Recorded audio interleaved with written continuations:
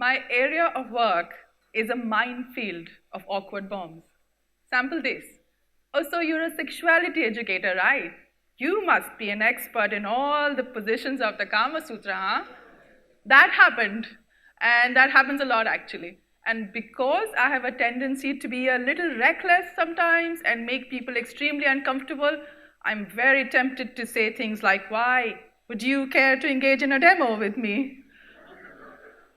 Usually, sense prevails, and I settle for a detailed description of what being a sexuality educator really means. And no, it doesn't include mastering the Indian handstand position number 59. And thank God, because look at me. I can't even see my toes post-lunch, especially if I've had biryani, so forget about positions. Some awkward situations are not as amusing though. I usually begin my child sexual abuse awareness or CSA awareness workshops for adults by sharing my own story of being a survivor. Early this year, I conducted one such workshop in my hometown, Agra. Everything went well, except for this one feedback that troubled me at many levels. Two of my closest friends in Agra, women who I love and respect deeply, asked me not to share my story of being a survivor in any future workshops. They felt that it might lead to a potential labeling of my image or character, especially since I am a single mother. I understood their response and the fact that it did not emerge from any personal bias. Their response was simply an effort to protect me from what is the common reaction to sensitive issues like rape, like abuse, mental illness, and harassment, reactions that vary from outrage to derision, disgust, and even public shaming. The common view is that these sensitive issues should not be discussed in public, and that any past history of such suffering can only malign your present and your future. But why should anybody have to conceal something that happened to them for fear of censure or ridicule? I openly talk about my story in workshops because I want people to relate to sensitive subjects, not as an abstract concept, to understand suffering, not as an abstract concept, but as an experience shared by a living, breathing human being. I talk about myself to say that it is okay to talk about things that distress us, things that make us feel confused, guilty, and vulnerable. And also because I want everyone to see that it is possible to heal from something like abuse. So what is the prime reason that makes us very reluctant in publicly addressing sensitive issues?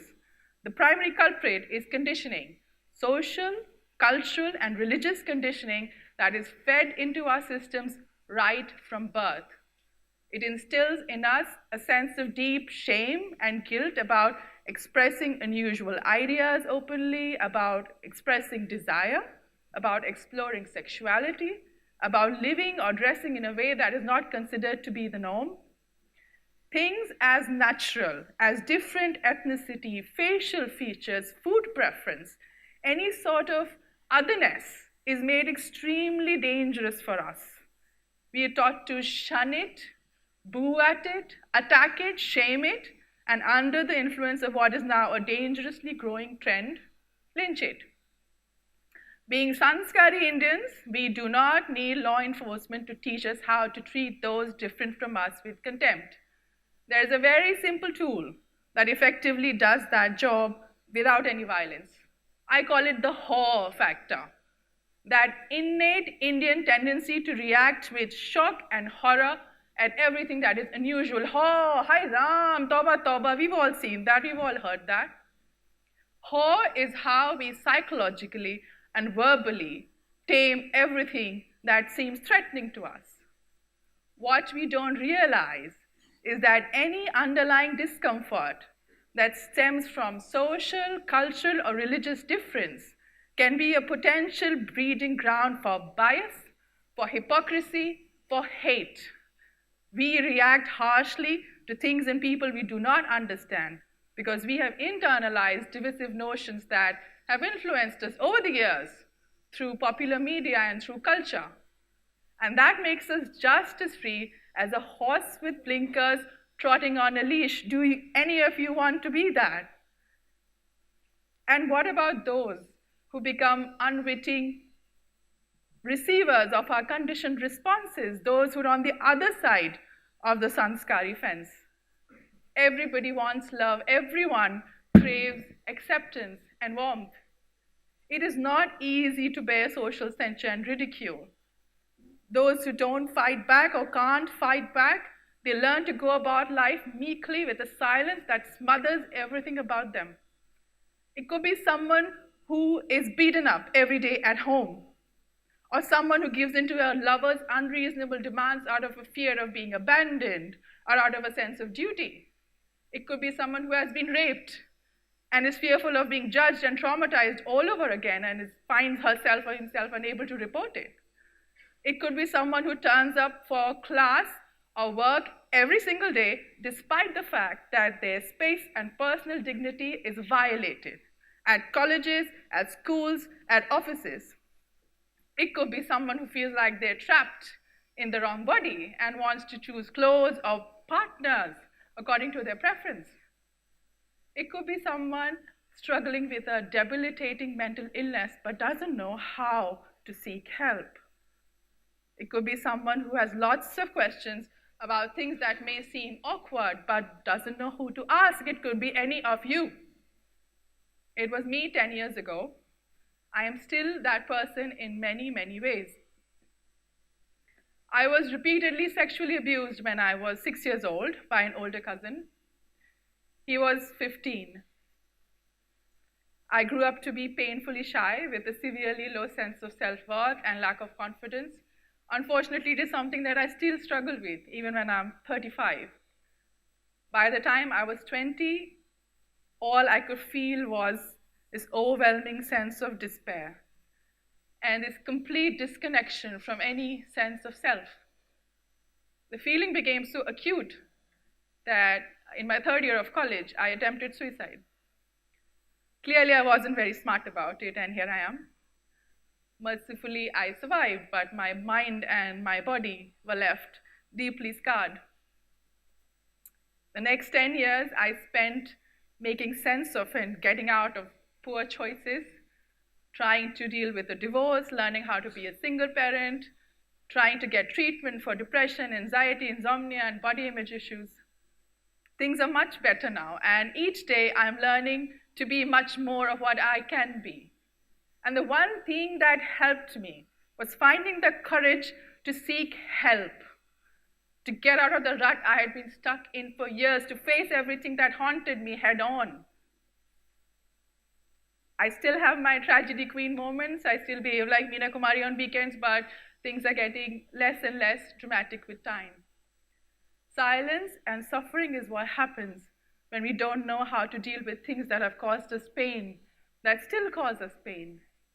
We lose our potential. We become mere shadows of ourselves. We lose our individual identity and our unique place in the larger scheme of things. What we need is to understand everything that makes us uncomfortable, to realize what hurts us, what moves us, what makes us suffer. It's not easy, but it's worth the effort to invest time and silence, find ourselves quiet moments of thought and reflection away from our smartphones, away from the incessant intrusion of technology that has overtaken our lives. Treat yourself to silence and accepting warmth. Try and find out who you truly are. You will be able to reach a place of deep and abiding courage by navigating the crossroads of fear and doubt. It's not easy to make that journey, Invest in family and friends, not with the kind of presence that is limited to your WhatsApp and your, FaceTime screens, but the real, tangible kind. Cook for sick friends, babysit for cousins' children, visit relatives in hospital, listen with presence and kindness, and talk, really talk, not just emojis and LOL and whatever, ROFL, whatever that means, but really talk, express yourselves.